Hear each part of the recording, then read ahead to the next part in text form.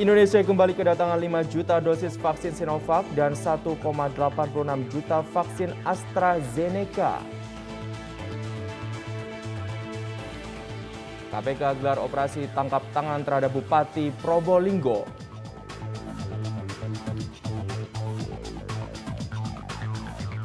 Bribka Dani Polwan Polres Karanganyar sisihkan gaji untuk bantu warga terdampak COVID-19.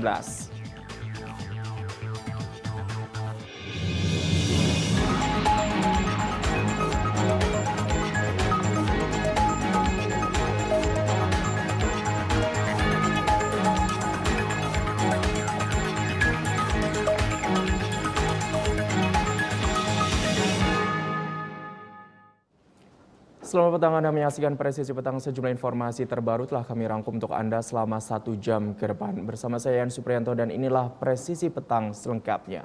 Kita awali dengan informasi pertama. Dewan Pengawas Komisi Pemberantasan Korupsi akhirnya menjatuhkan sanksi kepada Wakil Ketua KPK Lili Pintauli berupa pemotongan gaji selama setahun. Lili Pintauli dinilai terbukti bersalah melanggar etik terkait komunikasinya dengan Wali Kota Tanjung Balai, Syahrial. Padahal Syahrial adalah orang yang berperkara di KPK. Wakil Ketua KPK Lili Pintauli Siregar terbukti melanggar etik. Putusan itu termuat dalam vonis yang dibacakan oleh Ketua Dewan Pengawas KPK Tumpak Hatorangan pada Senin 30 Agustus 2021. Vonis yang dijatuhkan oleh Dewan Pengawas KPK berupa pemotongan gaji selama setahun penuh. Persidangan yang sudah kami lakukan beberapa waktu yang lalu, maka tadi di dalam putusan Majelis Dewas sependapat musyawarah secara mufakat bahwa kedua perbuatan yang diduga itu terbukti secara sah dan meyakinkan. Oleh karena itulah, maka majelis secara musyawarah dan mufakat di dalam rapat musyawarah majelis telah memutuskan bahwa yang bersangkutan perlu dijatuhi sanksi yang memadai. Oleh karena itu, dalam amar putusannya kami telah bacakan tadi bahwa terperiksa dalam hal ini LPS dijatuhi sanksi berat berupa pemotongan gaji 40% selama 12 bulan. Lili Pintauli dinilai terbukti bersalah melanggar etik terkait komunikasinya dengan Wali Kota Tanjung Balai Syahrial. Padahal Syahrial adalah orang yang berperkara di KPK atas kasus jual beli jabatan di Tanjung Balai. Lili Pintauli bahkan juga menyarankan Syahrial untuk berkonsultasi dengan pengacara yang ia rekomendasikan bernama Arif Aceh. Dewas KPK menyatakan perbuatan Lili Pintauli tersebut pun terbukti berdasarkan fakta yang muncul dalam persidangan. Ada 2 perbuatan Lili Pintauli Siregar yang terbukti melanggar etik, yakni menyalahgunakan pengaruh untuk kepentingan pribadi serta berhubungan langsung dengan pihak yang perkaranya sedang ditangani KPK. Atas perbuatan tersebut, Lili terbukti melanggar prinsip integritas. Tim Liputan Polri TV.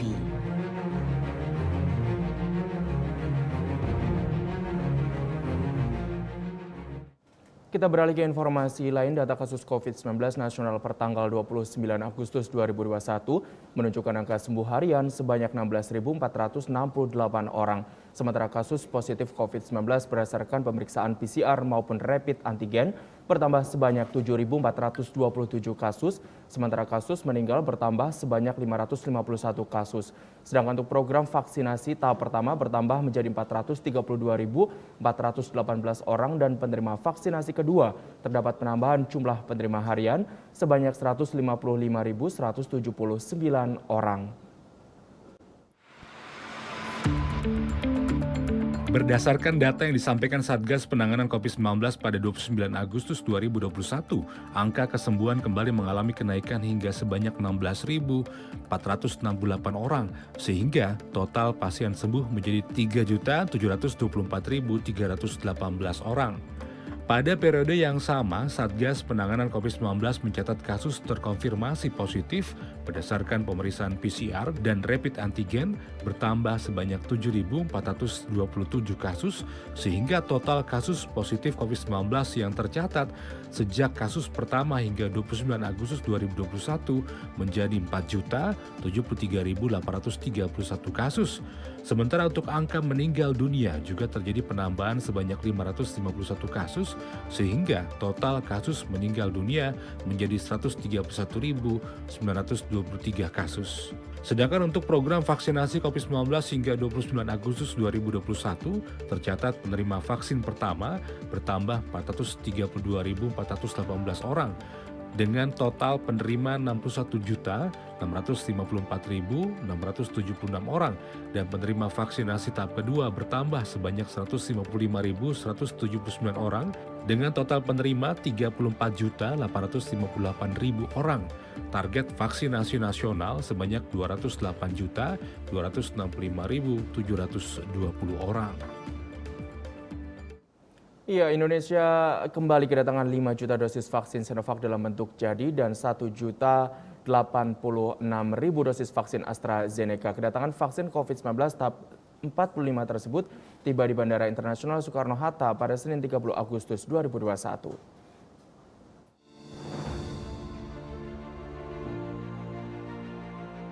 Guna percepatan vaksinasi COVID-19, pemerintah Indonesia kembali kedatangan vaksin AstraZeneca sebanyak 1.086.000 dosis dan vaksin Sinovac dalam bentuk jadi sebanyak 5 juta dosis. Kedatangan vaksin COVID-19 tahap 45 tersebut tiba di Bandara Internasional Soekarno-Hatta pada Senin 30 Agustus 2021. Dalam keterangannya melalui YouTube channel Sekretariat Presiden, Menteri Koordinator Bidang Pembangunan Manusia dan Kebudayaan Muhadjir Effendi menjelaskan kehadiran vaksin tahap 43, 44, dan 45 ini masih akan terus berlanjut. Kedatangan vaksin AstraZeneca dan Sinovac ini sebagai bukti nyata pemerintah yang terus berupaya mendatangkan vaksin COVID-19 untuk memenuhi kebutuhan vaksinasi nasional. Pada hari ini, tanggal 30 Agustus 2021, kita telah menerima vaksin COVID-19. Ada 2 jenis produksi yang telah datang, yaitu dari AstraZeneca sebanyak 1.086.000 dosis, serta Sinovac sebanyak 5 juta dosis. Keduanya berupa vaksin jadi, sedangkan dari vaksin Sinovac masih ada tambahan lagi yaitu 9.200.000 dosis berupa bakalan vaksin atau bulk vaksin. Saudara sekalian, kehadiran vaksin ini adalah merupakan kedatangan tahap ke-43, ke-44, dan ke-45, dan masih akan dilanjutkan dengan kedatangan vaksin-vaksin berikutnya. Semua ini adalah sebagai bukti nyata bahwa pemerintah terus berupaya keras mendatangkan vaksin COVID-19 untuk memenuhi kebutuhan vaksinasi nasional. Pada kesempatan tersebut, Menteri Koordinator Bidang Pembangunan Manusia dan Kebudayaan Muhadjir Effendi mengatakan, sampai tanggal 26 Agustus 2021, capaian vaksinasi dosis pertama sebesar 28,53%, sedangkan pada vaksinasi dosis kedua sebesar 16,02%. Tim Liputan, Polri TV. Sementara itu, pemerintah memberikan izin pelaksanaan pembelajaran tatap muka di 610 sekolah di wilayah DKI Jakarta selama masa PPKM level 3, salah satunya di SMK Negeri 6 Kebayoran Baru, Jakarta Selatan. Syarat utama murid masuk kembali ke sekolah wajib telah melakukan vaksinasi dan membawa surat persetujuan orang tua. Senin 30 Agustus 2021 menjadi hari pertama pelaksanaan pembelajaran tatap muka bagi 610 sekolah di wilayah DKI Jakarta selama masa pemberlakuan pembatasan kegiatan masyarakat level 3. SMK Negeri 6 Kebayoran Baru, Jakarta Selatan menjadi salah satu dari 19 sekolah yang terdaftar di Kecamatan Kebayoran Baru untuk dapat melaksanakan pembelajaran tatap muka. Beberapa syarat wajib dipenuhi murid yang akan mengikuti pembelajaran di sekolah, diantaranya telah melakukan vaksinasi dan membawa surat persetujuan dari orang tua. persiapan dari sekolah disesuaikan dengan instruksi baik dari Pemprov DKI Jakarta maupun dari Kepala Dinas bahwa kita mempersiapkannya dari semua unsur, baik unsur sarana dan prasarana maupun dari kesiapan guru dan peserta didiknya. Kalau dari unsur sarana prasarana, kami karena memang kebetulan SMK 6 ini bukan merupakan yang pertama buat kami, jadi kami hanya memastikan apa yang sudah kami siapkan itu berfungsi sesuai dengannya. Jadi wastafelnya memang airnya mengalir, lalu kami kalau memang ada hand sanitizer yang memang sudah berkurang kami tambahkan hand sanitizernya seperti itu, lalu membersihkan ruangan-ruangan yang akan dipakai dan memsemprot disinfektan ke semua ruangan. Berdasarkan surat keputusan Dinas Pendidikan nomor 883 tahun 2021, sebanyak 610 sekolah di wilayah DKI Jakarta telah mendapatkan izin pelaksanaan tatap muka mulai dari tingkat PAUD hingga SMA atau SMK. Dalam pelaksanaannya, waktu kegiatan belajar mengajar di tengah masa PPKM level 3 dibatasi 3-4 jam. Sekolah wajib untuk menerapkan protokol kesehatan ketat di lingkungan sekolah. Antusiasme datang dari para murid di SMK Negeri 6 Kebayoran Baru, Jakarta Selatan yang akhirnya dapat kembali melakukan kegiatan belajar mengajar di sekolah bersama rekan dan guru. Di sini prokesnya juga ketat, Kak. Dari muridnya kita harus pakai masker double, nah terus setiap kelas kita dibagi 2 pembelajaran yang tidak disatuin. Biar agar di kelasnya itu bisa dipisah-pisah, Kak. Senang banget, Kak, pastinya excited banget ketemu teman-teman baru, guru-guru baru. Terus di sini juga circle-nya beda sama SMP. Terus di sini lebih kayak yang enak aja gitu, seru. Sekalipun telah diberikan izin pelaksanaan tatap muka, monitoring tetap dilakukan dalam pelaksanaan protokol kesehatan di lingkungan sekolah, memastikan kegiatan berjalan sesuai dengan aturan yang telah ditetapkan. Kalau sejauh yang saya perhatikan ya udah 3 sekolah ini termasuk yang ketiga. Prokesnya sudah dijalankan sesuai dengan ketentuan, tapi memang ditemukan beberapa ketentuan juga yang masih belum ditegaskan.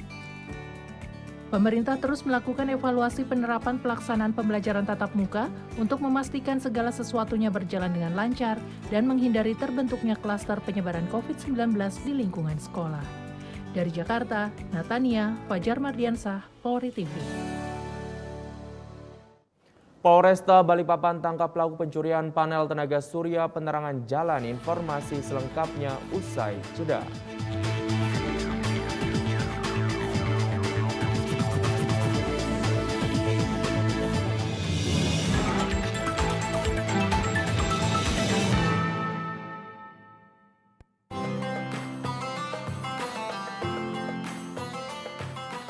Inspirasi Pagi.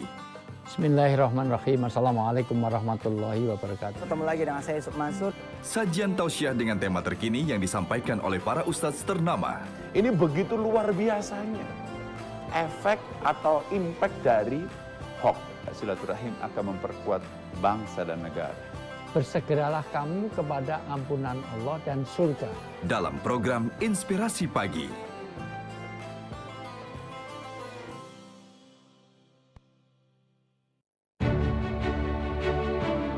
Dialog Presisi, mengupas tuntas transformasi Polri yang presisi.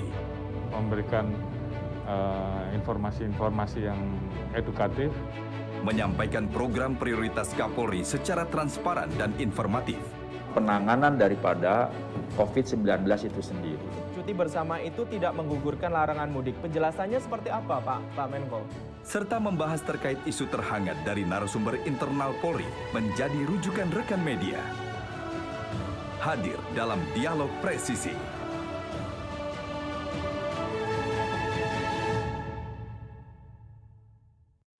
Bapak, Ibu, saudara-saudara, saat ini semua wajib pakai masker. Kita pasti bisa menghadapi pandemi ini, Indonesia pasti bisa.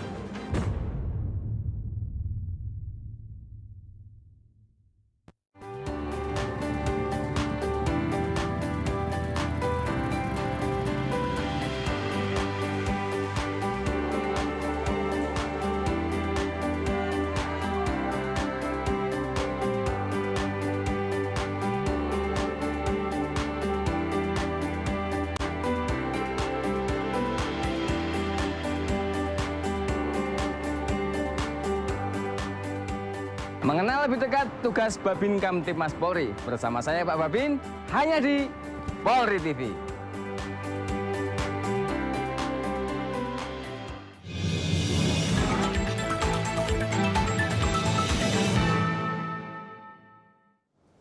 Terima kasih Anda masih bersama kami. Seorang pria berinisial SG diamankan tim beruang hitam Satreskrim Polresta Balikpapan setelah kedapatan melakukan pencurian panel tenaga surya penerangan jalan umum.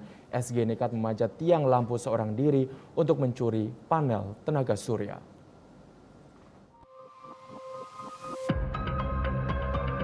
Satuan Reserse Kriminal Polresta Balikpapan mengamankan seorang pria berinisial SG yang melakukan tindak pencurian panel tenaga surya penerangan jalan umum. Tersangka melakukan pencurian panel tenaga surya di sejumlah ruas di jalan kota Balikpapan. SG mencuri panel surya dengan cara memanjat tiang lampu penerangan seorang diri dan beraksi pada siang dan malam hari. Sebanyak 7 buah panel tenaga surya milik Dinas Perhubungan Kota Balikpapan berhasil dicuri pelaku. Total kerugian akibat perbuatan tersangka mencapai 50 juta rupiah. Kronologisnya pelaku menaiki sepeda motornya, kemudian dia melakukan pemantauan pada masyarakat sekitar apakah ada yang lihat atau tidak. Kemudian dia melakukan pemanjatan tiang listrik, kemudian mengambil panel surya yang ada di tiang listrik tersebut. Sehingga sebanyak 7 buah sudah dieksekusi oleh pelaku dan pelaku saat ini sudah diamankan di Polresta Balikpapan. Total ada berapa? 7 buah panel surya dengan rata-rata harga barunya ini sekitar 5 juta rupiah. Dan hal ini panel surya ini dimiliki oleh dari Disub Kota, yang di kota, Disub Provinsi dan dari Pertamina. Untuk mempertanggungjawabkan perbuatannya, tersangka mendekam di sel Mapolresta Balikpapan dan dijerat pasal pencurian dan ancaman hukuman di atas 5 tahun penjara. Tim Humas Polresta Balikpapan melaporkan untuk Polri TV. Kita bergeser ke Jawa Tengah. Sinergi antara pemerintah dan TNI Polri terus dilakukan untuk mempercepat realisasi vaksinasi di Kabupaten Sukoharjo. Kali ini gerai vaksinasi Merdeka Candi TNI Polri diselenggarakan di Markas Grup 2 Kopassus, Kecamatan Kartasura, Kabupaten Sukoharjo.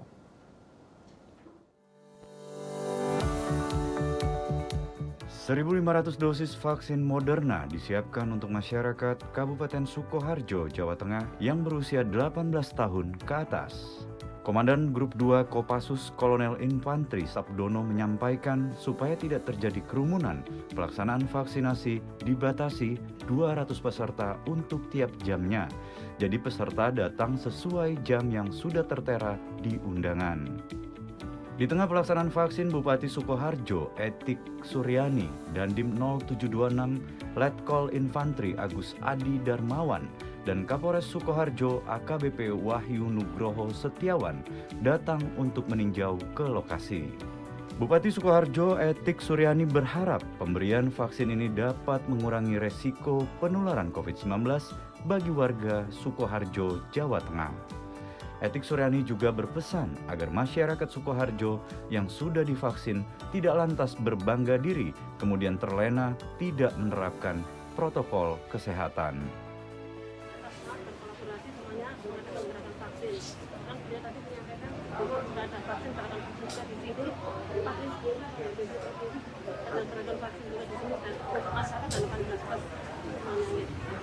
Ibu yang kegiatan ini Pak Kapolres semuanya karena beliau adalah vaksin ini dan mudah-mudahan masyarakat kami untuk meningkatkan herd immunity tentunya desa kami.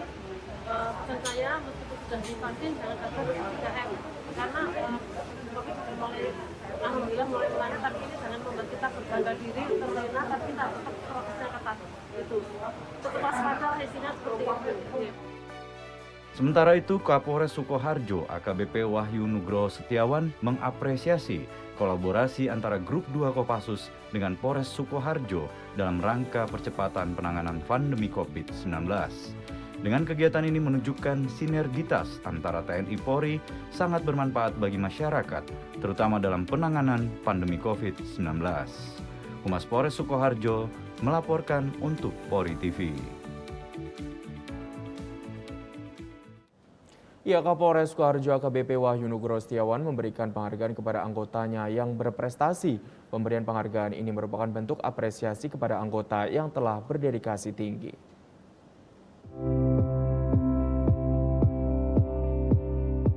Dalam apel pagi yang berlangsung di halaman Polres Sukoharjo pada Senin 30 Agustus 2021, Kapolres Sukoharjo AKBP Wahyu Nugroho Setiawan memberikan penghargaan kepada anggotanya yang berprestasi.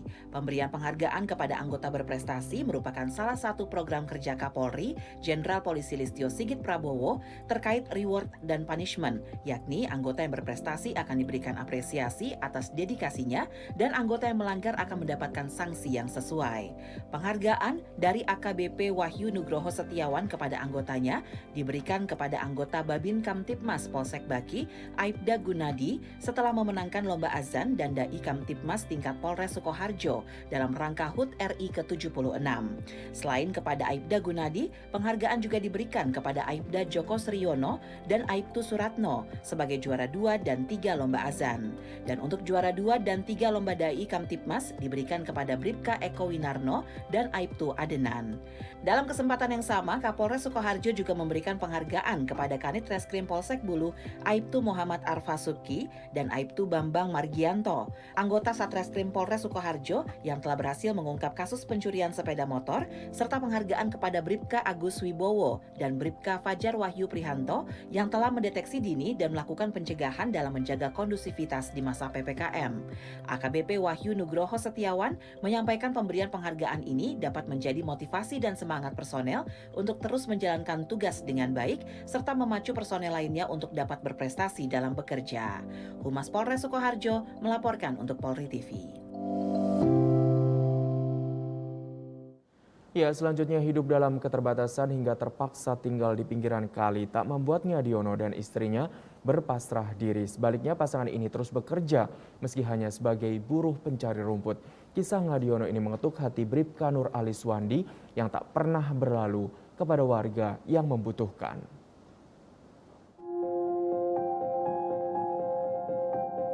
Tinggal di pinggir kali, bersebelahan dengan kandang sapi dan kambing dengan kondisi seadanya. Inilah kenyataan yang harus dihadapi Ngadiono dan keluarganya.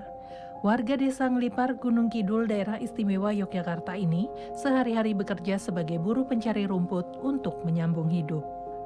Meski kondisi tempat tinggalnya hanya berukuran 3 x 3 meter, namun tempat ini menjadi satu-satunya untuk Ngadiono dan keluarga beraktivitas. Kisah Ngadiono sampai ke Bribka Nur Aliswandi, seorang anggota Provos Polda DIY yang dikenal sebagai polisi inspiratif. Untuk membantu meringankan beban Ngadiono, Bribka Nur Ali memberikan bantuan sosial paket sembako. Bantuan ini pun sampai membuat istri Ngadiono tak mampu berkata-kata. Alhamdulillah ya Allah. Iya, matur nuwun Pak bantuan. Bantuan yang diberikan Bribka Nur Aliswandi menjadi wujud perhatian Polri kepada masyarakat, khususnya yang sangat membutuhkan bantuan. Humas Polda DIY melaporkan untuk Polri TV.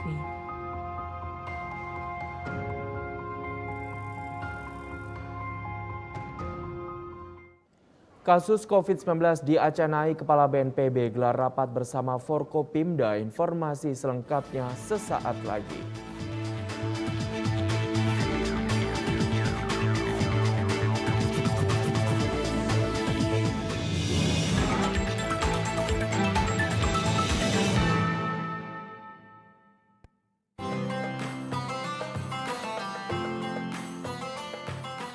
Inspirasi Pagi.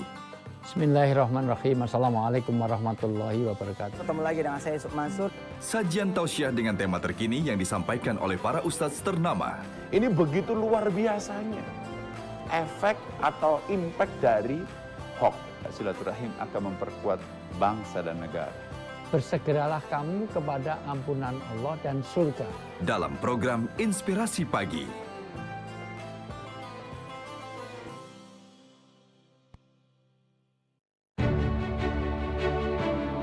Dialog Presisi, mengupas tuntas transformasi Polri yang presisi. Memberikan informasi-informasi yang edukatif. menyampaikan program prioritas Kapolri secara transparan dan informatif. Penanganan daripada COVID-19 itu sendiri. Cuti bersama itu tidak menggugurkan larangan mudik. Penjelasannya seperti apa, Pak Menko? Serta membahas terkait isu terhangat dari narasumber internal Polri menjadi rujukan rekan media. Hadir dalam Dialog Presisi.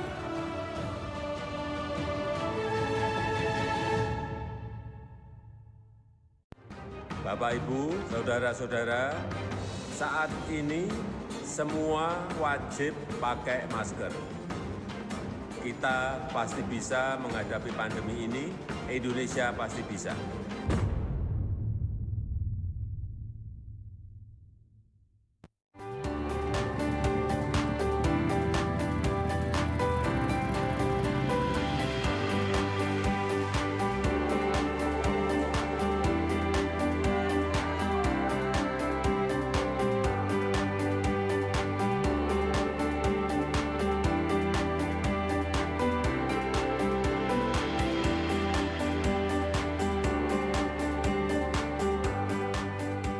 Mengenal lebih dekat tugas Babin Kamtibmas Polri. Bersama saya Pak Babin, hanya di Polri TV.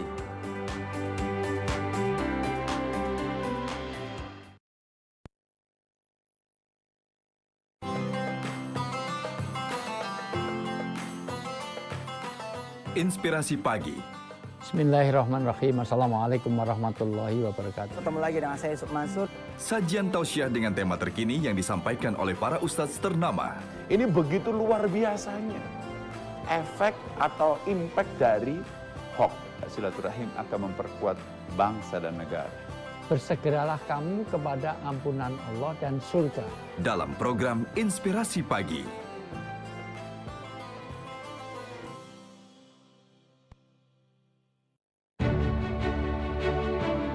Dialog Presisi, mengupas tuntas transformasi Polri yang presisi. Memberikan informasi-informasi yang edukatif. Menyampaikan program prioritas Kapolri secara transparan dan informatif. Penanganan daripada COVID-19 itu sendiri. Cuti bersama itu tidak menggugurkan larangan mudik. Penjelasannya seperti apa, Pak Menko? Serta membahas terkait isu terhangat dari narasumber internal Polri menjadi rujukan rekan media. Hadir dalam Dialog Presisi.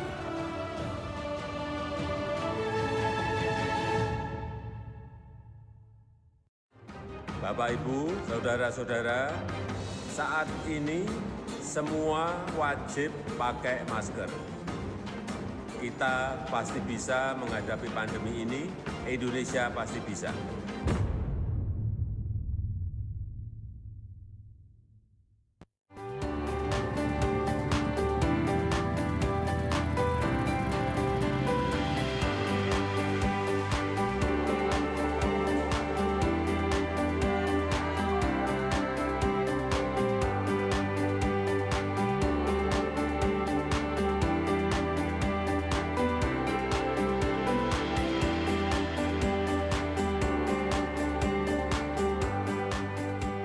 Mengenal lebih dekat tugas Babin Kamtibmas Polri. Bersama saya Pak Babin, hanya di Polri TV.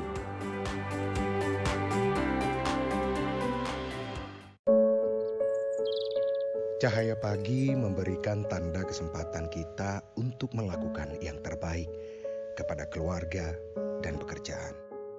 Situasi COVID-19 sangat tinggi di wilayah kita. Berikan pelayanan yang terbaik kepada masyarakat. Siap, perintah dilaksanakan, Komandan.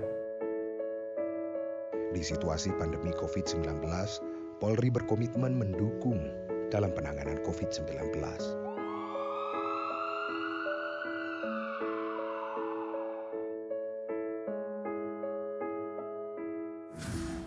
Adit jangan sedih ya, nanti Pak Polisi akan selalu menemani Adit sampai mama papanya pulang ya.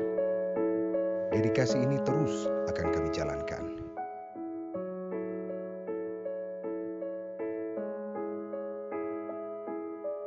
Ayah kamu hebat. Aku heran kenapa ayah dibilang hebat. Ayah udah pulang belum sih? Kata ayah, aku harus sabar seperti apa yang kulakukan hari ini untuk ayah.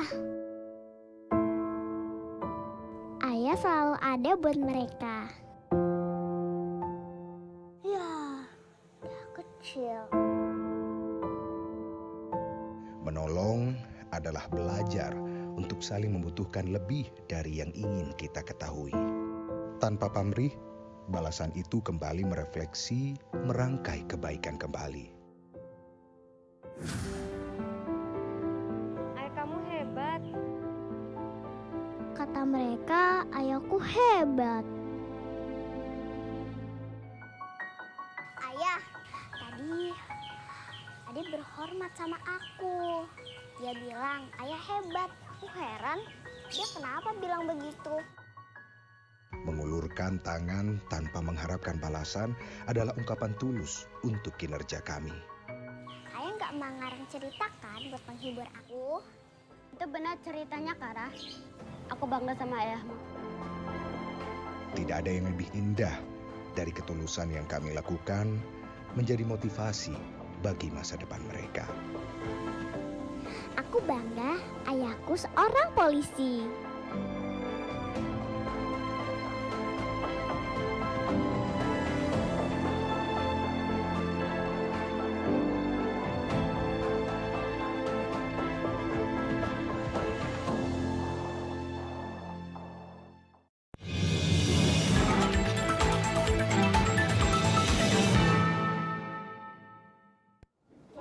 Presisi petang kami lanjutkan, Kepala BNPB Ganip Warsito bersinergi dengan Forkopimda Aceh untuk menangani kenaikan kasus COVID-19. Kepala BNPB mendorong adanya keterlibatan komunitas untuk percepatan penanganan COVID-19. Tingginya kenaikan kasus COVID-19 di Provinsi Aceh pada 7 hari terakhir mendapatkan perhatian serius dari semua pihak. Untuk itu, kepada BNPB Ganip Warsito bersinergi dengan Forkopimda Aceh untuk menangani kenaikan kasus COVID-19 di Aceh. Kepala BNPB mendorong adanya keterlibatan komunitas untuk percepatan penanganan COVID-19. Lebih lanjut, sebagai solusi jangka pendek, pembatasan mobilitas masyarakat harus ditekan untuk menghindari semakin parahnya penyebaran COVID-19. Menanggapi tentang penambahan kasus, saya sudah arahkan bahwa apabila terjadi penambahan kasus, yang perlu kita perhatikan dan lakukan yang pertama adalah itu pengendalian mobilitas. Lonjakan kasusnya naik, harus tekan mobilitasnya.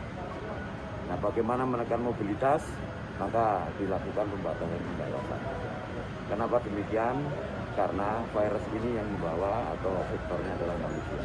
Oleh karenanya manusia yang harus dibatasi. Saat ini positivity rate Aceh dalam 7 hari terakhir menunjukkan kenaikan angka 41,9 atau tertinggi nomor 1 se-Indonesia. Sedangkan dilihat dari angka kematian, kondisi di Aceh per 10.000 penduduk per minggu menunjukkan angka 2,5 atau nomor 15 se-Indonesia.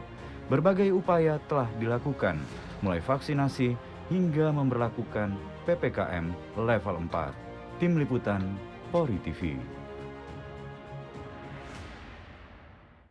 Ya, PT KAI Daob 1 Jakarta melakukan penyesuaian persyaratan untuk calon penumpang kereta jarak jauh. Penumpang wajib menunjukkan sertifikat vaksinasi melalui aplikasi Peduli Lindungi yang sudah terintegrasi dengan boarding tiket.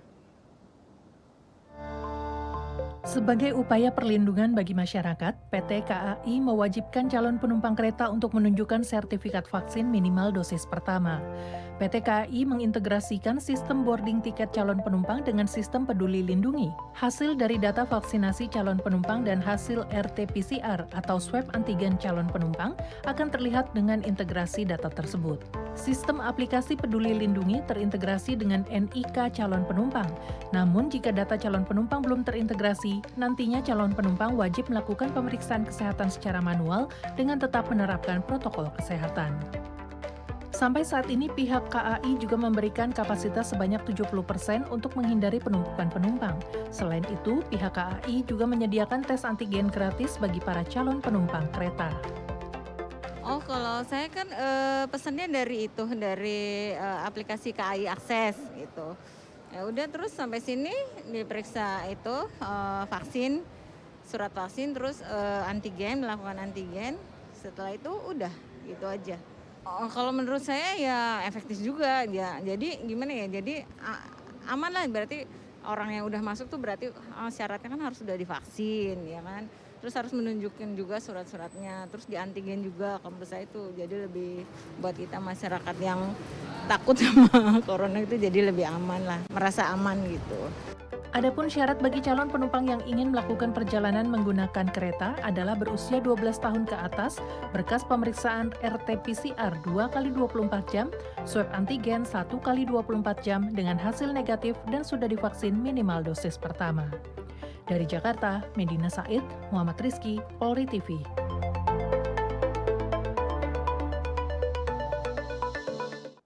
Dan untuk mengetahui terkait dengan inovasi integrasi antara Peduli Lindungi dengan sistem boarding tiket, saat ini kita sudah terhubung dengan Kepala Humas PT KAI Daop 1, Ibu Eva Khairunisa. Selamat petang, Ibu Eva. Ya, selamat petang. Baik, Ibu Eva, terkait dengan inovasi yang dilakukan oleh PT KAI terkait dengan integrasi antara sistem boarding tiket dengan aplikasi Peduli Lindungi. Bisa diceritakan Ibu awal mulanya seperti apa sih proses integrasi ini, Ibu? Ya, jadi memang kan sejak PPKM diberlakukan, ini vaksin menjadi salah satu persyaratan untuk dapat melakukan perjalanan KA jarak jauh. Jadi persyaratan untuk saat ini dapat melakukan KA jarak jauh yakni sudah wajib divaksin dosis pertama minimal, kemudian juga bukti PCR dengan masa berlaku 2x24 jam dan antigen 1x24 jam.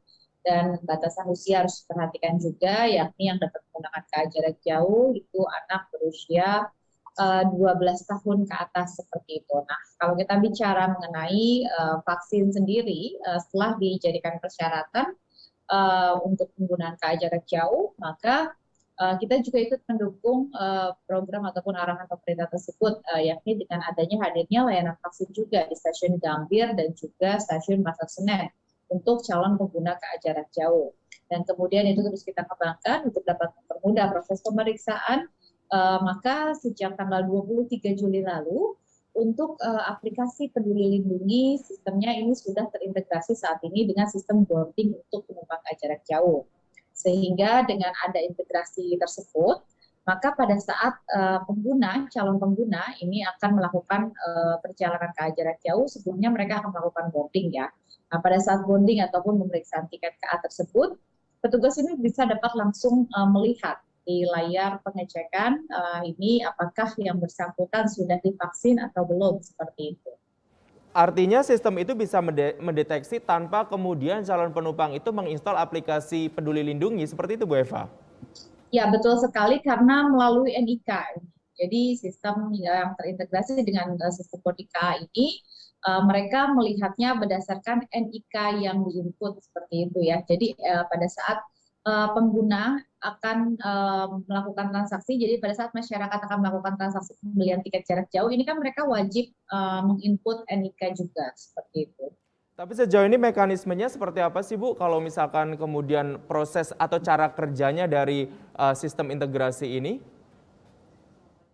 Ya, sebenarnya prosesnya sama ya, artinya kalau untuk proses ke penumpang, untuk proses yang dilakukan dari sisi penumpang itu sebenarnya tidak ada perbedaan, artinya mereka pada saat sudah membeli tiket, mereka mencetak boarding pass, baru kemudian masuk ke area pemeriksaan. Nah, di area pemeriksaan itulah nanti petugas akan melakukan proses scanning ya, jadi nanti barcode yang ada pada boarding pass ini, baik itu yang berupa fisik ataupun juga barcode yang ada pada e-boarding pass, ini nanti akan di-scan oleh petugas. Nah, pada saat di-scan ini nanti data-data seperti NIK yang sudah ada ini kan sudah terintegrasi sistem boardingnya, nanti otomatis akan ada tampilan di layar petugas bahwa yang bersangkutan sudah divaksin pertama atau sudah divaksin 2 kali dan lain-lain seperti itu. Artinya sistem ini juga kemudian meminimalisir terjadinya penumpang-penumpang nakal seperti itu, dalam tanda kutip seperti itu ya Bu Eva? Iya, betul sekali. Sehingga dengan adanya sistem ini, jadi penumpang kalau memang mereka sudah ada keterangan sudah divaksin, ini tidak diperiksa lagi secara fisik, misalnya harus membawa kartu vaksin seperti itu, tidak perlu lagi karena memang secara otomatis dari NIK-nya ini sudah akan terdata di boarding. Jika dia sudah melakukan vaksin dan sudah diinput ke aplikasi Peduli Lindungi, maka pada saat boarding ini sudah akan terlihat. Baik, Bu Eva, bagaimana kemudian kalau masyarakat yang kemudian tidak terdetek dalam aplikasi itu, ada solusi lain nggak yang ditawarkan oleh PT KAI? Ya, ini mungkin saja ya. Jadi kemungkinan ini terjadi misalnya ada kesalahan input dari huruf pada nama seperti itu, sehingga namanya itu beda dengan di KTP, atau misalnya kesalahan nomor NIK-nya yang berbeda seperti itu, ada saja kemungkinan terjadi sehingga tidak terbaca pada sistem dan terdatanya belum melakukan vaksin seperti itu. Nah, kalau dalam kondisi seperti ini, pengguna jika memang sudah melakukan vaksin dan memiliki aplikasi Peduli Lindungi, dia bisa memperlihatkan e-sertifikatnya. Jadi sertifikat vaksinnya bisa diperlihatkan ke petugas, atau juga mungkin dia membawa bukti vaksin dalam bentuk lainnya ya, seperti itu. Nah, atau kemudian penumpang juga yang misalnya dia memang tidak dapat divaksin, belum divaksin karena memang tidak bisa divaksin, ini nanti akan dilakukan pemeriksaan secara manual. Jadi petugas akan memeriksa bahwa yang bersangkutan memiliki surat keterangan dari dokter spesialis bahwa karena kondisi tertentu yang bersangkutan belum dapat melakukan vaksin, seperti itu. Baik, selain kemudian ada pemeriksaan manual dan juga ada beberapa yang tadi Ibu Eva sampaikan, PT KAI Daop 1 juga kemudian menggelar vaksinasi juga ya Bu di beberapa stasiun yang kemudian di bawah naungan PT KAI Daop 1 ini. Ya, betul sekali. Jadi kalau untuk di area Daop 1 Jakarta sendiri, itu vaksin, layanan vaksin gratis ya, itu ada di Stasiun Gambir dan juga Stasiun Pasar Senen ya, dengan jam operasional setiap harinya itu mulai pukul 8 pagi sampai dengan pukul 12 siang. Nah, kemudian tentunya masyarakat juga harus mengetahui persyaratan dari vaksin di Stasiun Gambir dan juga di Stasiun Pasar Senen ini, yakni salah satunya sudah harus memiliki bukti tiket yang sudah ditransaksikan bahwa memang akan menggunakan KA jarak jauh, kemudian membawa kartu identitas, dan juga usia juga ada batasannya, 12 tahun ke atas, seperti itu. Baik, terakhir Bu Eva, apa yang disampaikan kepada masyarakat atau calon pengguna kereta jarak jauh yang kemudian sekarang masih kebingungan ini Bu, seperti apa sih kalau mau pergi jarak jauh gitu?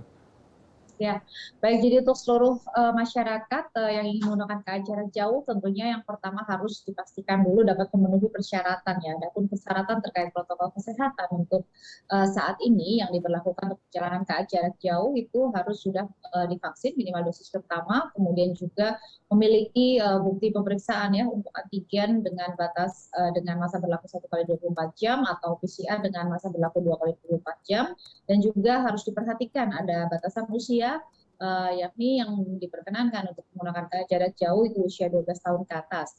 Nah, kemudian untuk masyarakat yang mungkin masih ingin bertanya ataupun memiliki masih ada yang ingin diketahui, itu dapat melakukan mencari informasi di saluran informasi resmi PT KAI.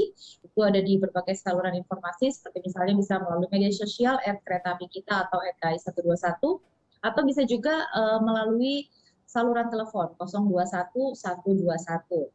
Nah, dan juga masyarakat harus memperhatikan ya bahwa jika ingin melakukan layanan vaksin di stasiun, bahwa layanan vaksin tersebut dapat diberikan selama tidak bersamaan dengan tanggal keberangkatan.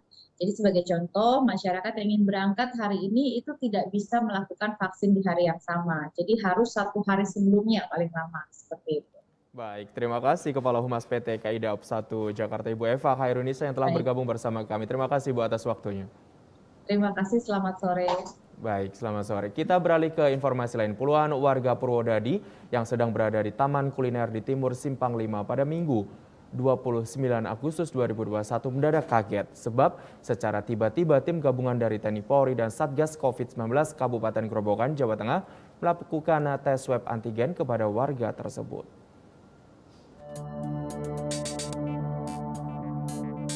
Dalam rangka menekan laju penyebaran COVID-19, tim gabungan dari TNI Polri dan Satgas COVID-19 Kabupaten Grobogan, Jawa Tengah secara tiba-tiba melakukan tes swab antigen kepada puluhan warga Purwodadi yang sedang makan dan berkumpul di Taman Kuliner di Timur Simpang 5 pada Minggu malam 29 Agustus 2021. Kehadiran tim gabungan dari TNI Polri dan Satgas COVID-19 tersebut membuat kaget puluhan warga yang sedang berkumpul dan makan. Namun, warga tidak bisa meninggalkan lokasi karena harus dilakukan tes swab antigen. Sebanyak 13 warga di lokasi langsung dilakukan tes swab antigen dengan hasilnya negatif. Adapun tujuan tes ini guna menekan laju penyebaran COVID-19 terhadap warga yang sedang berkerumun. Kapolres Grobogan melalui Kasat Binmas Polres Grobogan, AKP Eko Bambang Nur Cahyo yang memimpin kegiatan ini mengatakan, langkah tersebut dilakukan agar seluruh masyarakat memiliki komitmen untuk menekan laju penyebaran COVID-19. Kami dari gabungan Satgas COVID Polres Grobogan telah melaksanakan kegiatan berupa patroli gabungan yang dilaksanakan oleh Polres Grobogan. Kemudian patroli itu bertujuan untuk menekan penurunan angka COVID.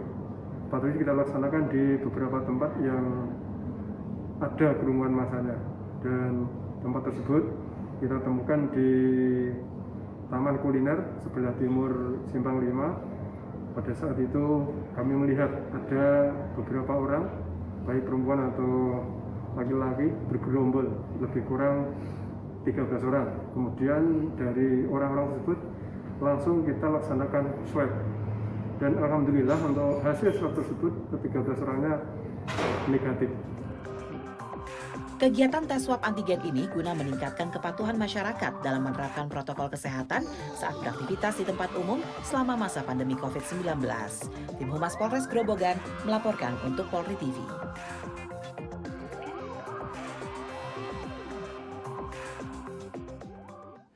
Tim Resmo Polda Metro Jaya tangkap pelaku pencurian dengan modus ganjal ATM. Informasi selengkapnya sesaat lagi.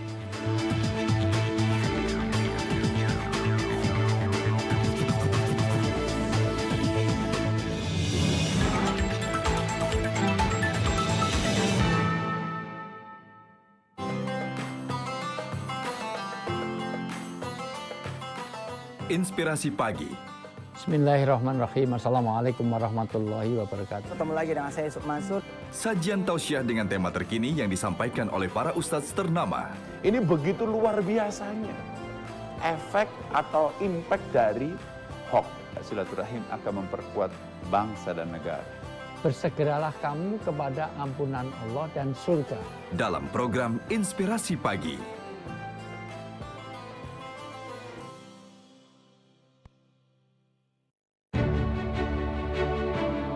Dialog Presisi, mengupas tuntas transformasi Polri yang presisi. Memberikan informasi-informasi yang edukatif. Menyampaikan program prioritas Kapolri secara transparan dan informatif. Penanganan daripada COVID-19 itu sendiri. Cuti bersama itu tidak menggugurkan larangan mudik. Penjelasannya seperti apa, Pak Menko? Serta membahas terkait isu terhangat dari narasumber internal Polri menjadi rujukan rekan media. Hadir dalam Dialog Presisi.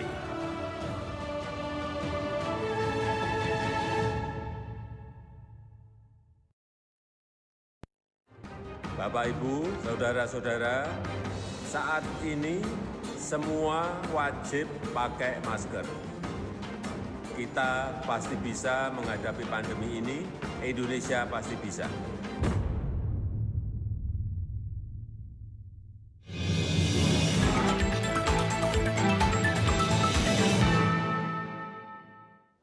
Terima kasih Anda masih bersama kami. KPK menangkap Bupati Probolinggo Puput Tantriana Sari beserta suaminya. Keduanya diduga terlibat kasus suap jual beli jabatan kepala desa di Kabupaten Probolinggo.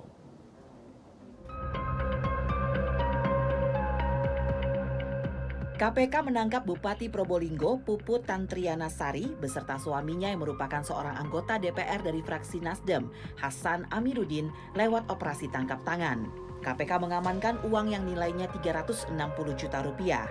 Diduga rasuah yang menjerat keduanya terkait suap jual beli jabatan kepala desa di Kabupaten Probolinggo. PLT juru bicara KPK, Ali Fikri, membenarkan OTT tersebut dan mengatakan informasi lengkap terkait OTT itu akan disampaikan dalam waktu dekat. Minggu dini hari tim KPK melakukan kegiatan tangkap tangan di wilayah Jawa Timur, yaitu di Kabupaten Probolinggo. Sejauh ini ada sekitar 10 orang yang berhasil diamankan oleh tim KPK ini. Di antaranya adalah kepala daerah dan juga beberapa aparatur sipil negara di lingkungan pemerintah Kabupaten Probolinggo dan pihak-pihak terkait lainnya.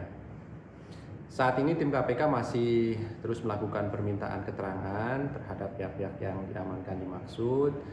Tentu dalam waktu 1 kali 24 jam KPK juga harus segera menentukan sikap terkait dengan proses penyelidikan yang sedang dilakukan ini. Dan hingga saat ini baik tim KPK maupun pihak-pihak yang diamankan masih berada di Jawa Timur untuk kemudian direncanakan akan juga dibawa ke Jakarta untuk diperiksa lebih lanjut di Gedung Merah Putih KPK. Hingga saat ini, kedua pejabat tersebut masih berstatus sebagai saksi. KPK memiliki waktu 1 kali 24 jam untuk menentukan status mereka. Puput Tantriana telah menjabat sebagai Bupati Probolinggo sejak 2013. Saat ini, ia menjabat di periode kedua, yakni 2018 sampai 2023. Sedangkan Hasan merupakan politikus Nasdem yang saat ini menempati posisi di DPR RI. Sebelum melangkah ke Senayan, Hasan merupakan Bupati Probolinggo 2 periode. Tim Liputan Polri TV.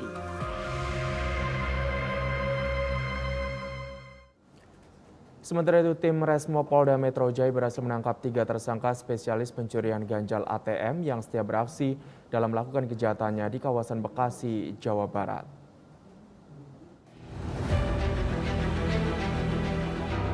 Saat konferensi pers dengan awak media bertempat di lobi Gedung Direktorat Kriminal Umum Polda Metro Jaya pada Senin 30 Agustus 2021, ketiga tersangka dan barang bukti diperlihatkan.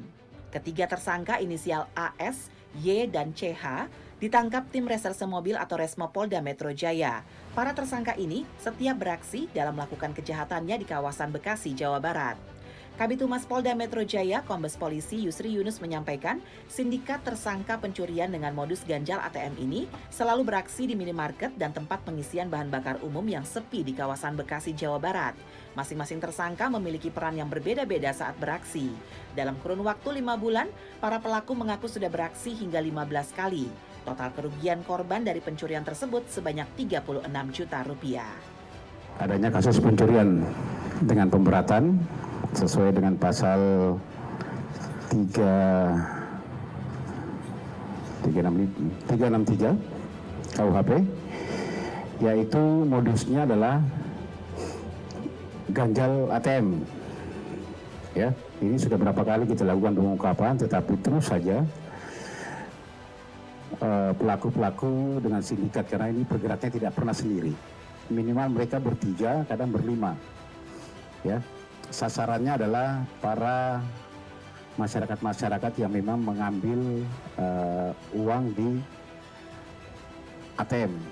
Biasanya, sering saya sampaikan, biasanya di minimarket, juga di pom-pom bensin, ya, yang melihat memang situasi ATM-nya itu agak sedikit nyempil dan sepi. Nah, inilah yang kemudian mereka bereaksi, melancarkan aksinya itu dengan cara mengganjal. Akibat perbuatannya, para tersangka dijerat dengan pasal 363 KUHP tentang pencurian dengan pemberatan dengan ancaman hukuman maksimal 7 tahun penjara. Dari Jakarta, Billy Sauhoka, Polri TV. Polres Blitar Kota ungkap 4 kasus tindak pidana narkoba, 5 tersangka ditangkap. Informasi selengkapnya sesaat lagi.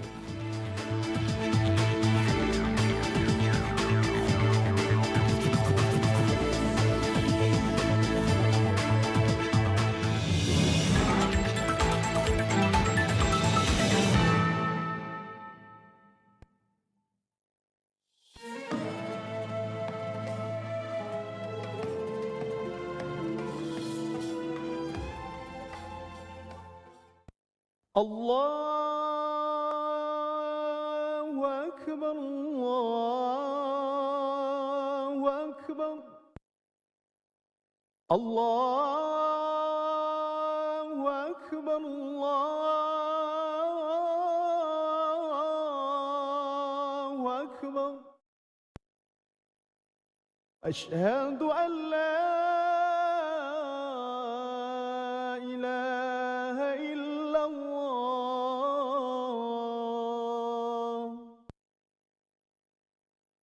Asyhadu an la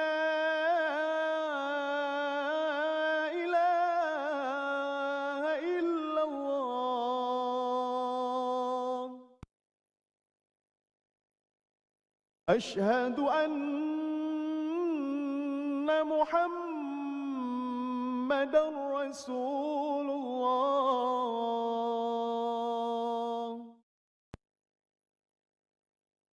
أشهد أن محمدًا رسول الله.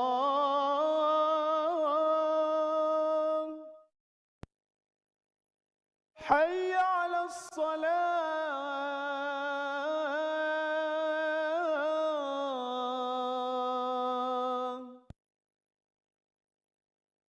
حي على الصلاة.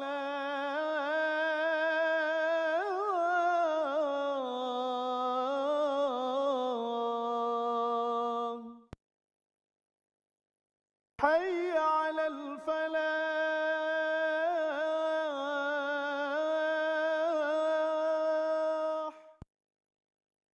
حي على الفلاح.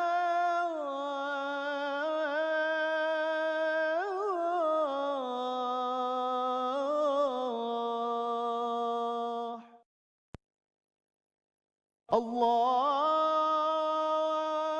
أكبر، الله أكبر. لا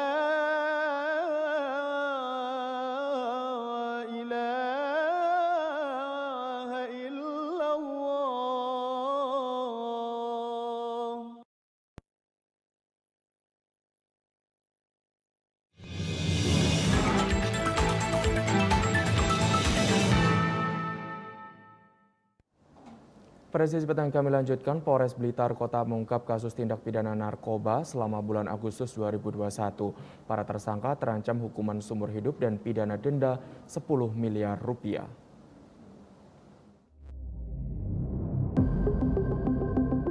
Satres Narkoba Polres Blitar Kota berhasil mengungkap 4 kasus peredaran narkoba dengan jumlah 5 orang tersangka. Pengungkapan kasus tersebut terdiri dari 3 kasus narkotika jenis sabu, 1 kasus peredaran obat keras jenis double L. Dari 4 kasus tersebut, 1 kasus menonjol yaitu kasus narkotika jenis sabu dengan barang bukti yang diamankan sabu seberat 28,74 gram dari tersangka Sanca dalam penangkapan di rumahnya di Jalan Timur, Kecamatan Sananwetan, Kota Blitar. Sementara barang bukti yang berhasil diamankan dalam pengungkapan tersebut terdiri dari 30,05 gram sabu, 527 butir pil double L, 6 buah telepon genggam, 2 timbangan digital, 1 kartu ATM, dan uang tunai Rp30.000. Pengungkapan kasus narkoba tersebut diungkap di beberapa tempat yang ada di wilayah hukum Polres Blitar Kota. Dengan menangkap 5 tersangka yang terdiri dari 3 kasus narkotika jenis sabu dan 1 kasus peredaran obat keras jenis double L. Barang bukti sebanyak 527 pil double L, 30,05 gram sabu, 4 buah handphone berbagai merek, 2 timbangan digital dan 1 kartu ATM BCA, dan uang tunai sebesar Rp30.000. Kini para tersangka terjerat pasal tentang narkotika dengan ancaman hukuman minimal 5 tahun penjara, maksimal seumur hidup dan pidana denda minimal 10 miliar rupiah. Tim Humas Polres Blitar Kota melaporkan untuk Polri TV.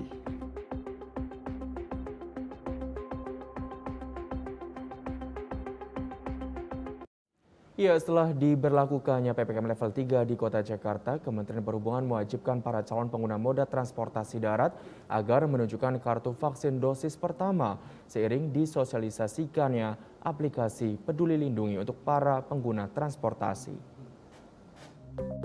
Kementerian Perhubungan mewajibkan para calon pengguna transportasi darat agar menunjukkan kartu vaksin dosis pertama dan menggunakan aplikasi Peduli Lindungi sesuai dengan aturan pemerintah. Kementerian Perhubungan resmi mendukung penerapan penggunaan aplikasi Peduli Lindungi bagi calon penumpang moda transportasi, termasuk transportasi umum di sektor darat. Penerapan ini telah dilaksanakan sejak Sabtu 29 Agustus 2021 bagi para penumpang yang ingin melakukan perjalanan dalam kota maupun luar kota. Penumpang wajib menunjukkan kartu vaksin dosis pertama dan telah mengunduh aplikasi Peduli Lindungi agar pihak terminal dapat memonitoring mobilitas di terminal tersebut. Kami sudah sosialisasi baik penumpang yang mau naik ke bis Transjakarta khususnya, kita wajib memakai masker, menjaga jarak, dan mencuci tangan. Sudah sedia semua. Untuk yang barcode masih sosialisasi ya. Untuk selanjutnya untuk penumpang bis kita arahkan juga tetap menjaga jarak, memakai masker, diwajibkan tuh. Ya. Ada harus menunjukkan surat itu juga vaksin. Ya, yang wajib vaksin sekarang ini. Untuk dosis? Dosis 1 nggak apa-apa, diwajibkan dosis 1 ya. Ya. Kalau yang dosis 2 menyesuaikan aja. Menurut saya cukup efektif sih Mas, soalnya kan kita juga jadi bisa tahu nih, karena di aplikasinya ada keterangan bahwa di daerah itu perkembangan COVID-nya seperti apa, masuk ke zona merah atau zona hijau. Menurut saya sih cukup efektif, untuk retrack aja sih sebenarnya. Kalau untuk transportasi juga menurut saya cukup efektif sih Mas, jadi kayak nggak semua orang yang belum ada sertifikat vaksin itu bisa naik kendaraan umum, karena kan kalau kendaraan umum kita kontak dengan orang banyak ya. Dengan diterapkannya aplikasi Peduli Lindungi yang menjadi syarat untuk masyarakat menggunakan moda transportasi darat, diharapkan penularan virus COVID-19 bisa dicegah dan ditekan. Dari Jakarta, Muhammad Rizky, Polri TV. Sementara itu, Satgas Binmas Noken bersama dengan komunitas pijar Mimika mengunjungi kampung Pioka Kencana untuk menanamkan dan menumbuhkan rasa cinta kepada Indonesia melalui anak-anak di kampung Pioka, Distrik Kuala Kencana, Kabupaten Mimika. Binmas Noken terus berimprovisasi dan berinovasi dalam mewujudkan generasi masa depan Papua agar tidak berseberangan dari NKRI. Hal inilah yang menjadi suatu motivasi Binmas Noken dalam membangun semangat merah putih kepada anak-anak dengan cara bermain bersama-sama.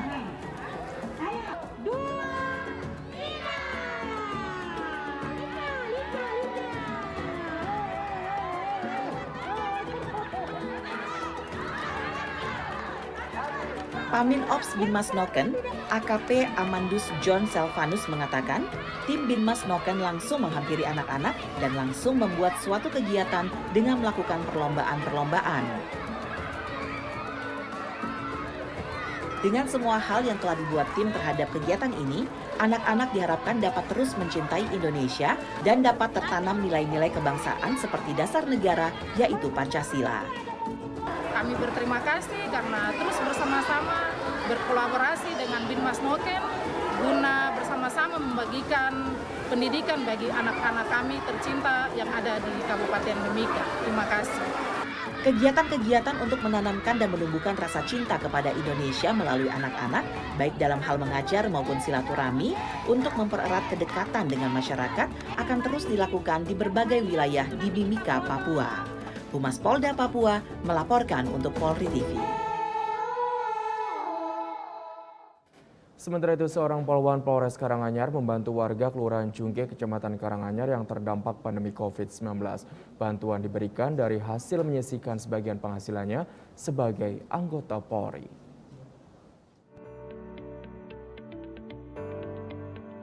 Bribka Danika Darsi, poluan Polres Karanganyar yang bertugas di Polsek Karangpandan, terjun langsung membantu warga Kelurahan Jungke, Kecamatan Karanganyar, Kabupaten Karanganyar, Jawa Tengah yang terdampak pandemi COVID-19.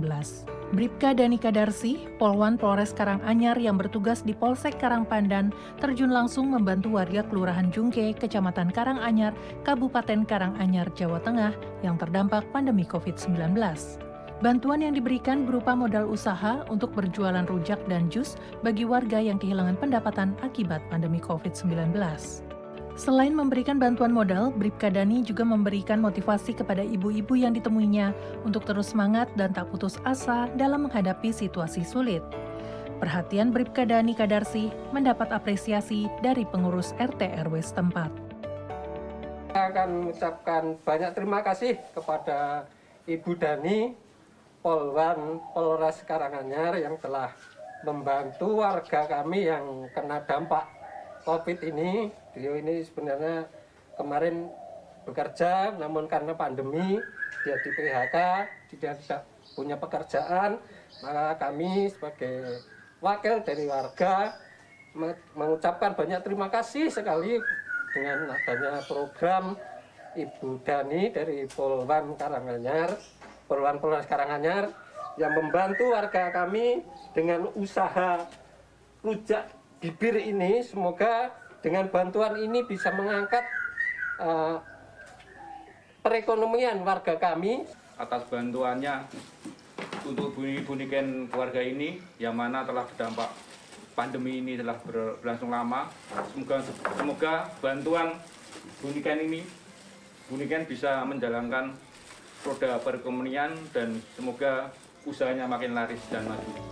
Sebanyak 32 kepala keluarga yang terdampak pandemi COVID-19 mendapatkan bantuan dari Bribka Dhani sejak Januari 2021. Terketuk hati saya melihat banyak warga saya yang terdampak COVID-19, ada yang di PHK dan tidak mempunyai pekerjaan sama sekali, dan mereka harus menghidupi anak-anaknya selayaknya anak-anak seusia mereka. Saya berinisiatif membelikan modal berupa bahan makanan untuk warga saya tersebut. Kemudian saya juga membelikan blender, saya memberikan lemper, kemudian ulek-ulek kalau dalam bahasa Jawa, untuk mengembangkan usahanya agar usaha tersebut bisa berkesinambungan dan usahanya biar berkembang dan mereka bisa hidup layak kembali. Menyisihkan sebagian gajinya sebagai anggota Polri, Bribka Dhani Kadarsi terus memberi perhatian kepada warga. Melalui kegiatannya, Bribka Dhani berharap warga Jungke tetap semangat dan optimis untuk bekerja dan memanfaatkan peluang usaha yang ada. Aksi sosial Bribka Dhani menjadi wujud kehadiran Polri yang humanis di tengah masyarakat. Humas Polres Karanganyar melaporkan untuk Polri TV. Ya, kisah Bribka Dhani ini sekaligus menutup perjumpaan kita dalam Presisi Petang. Nantikan informasi terbaru kami lainnya dalam Presisi Update dan Presisi Siang. Anda juga dapat mengakses berita-berita terbaru kami di website tvradio.polri.go.id dan bisa download aplikasi kami di Play Store dan App Store. Terima kasih, selamat petang dan salam presisi.